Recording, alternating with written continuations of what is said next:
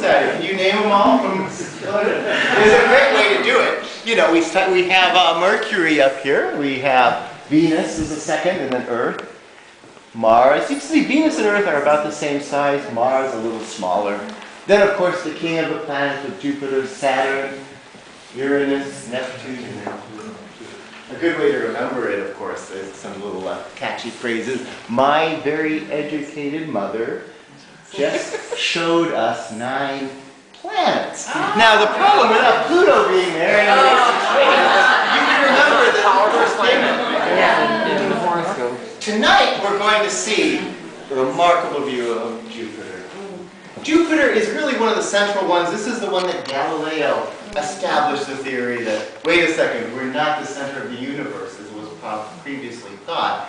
And he observed the moons of Jupiter. Tonight we'll be able to see all 4 of the major moons there. Of course, many more, but the 4 big ones are really the ones that he looked at. And he observed their changing position over several nights and said, those moons are going around Jupiter. They are not going around Earth, so we've got a little discrepancy between Aristotle's model.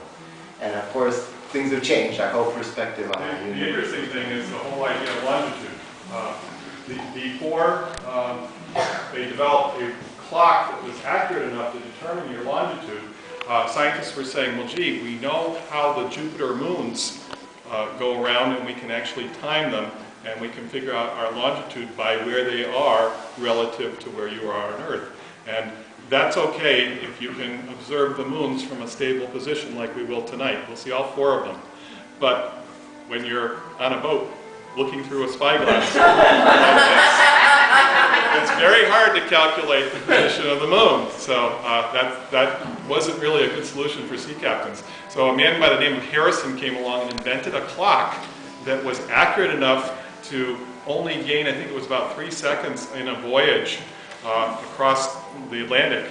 And in that way, he was able to determine longitude from the original clock time in England and compare that to the sun time where they arrived.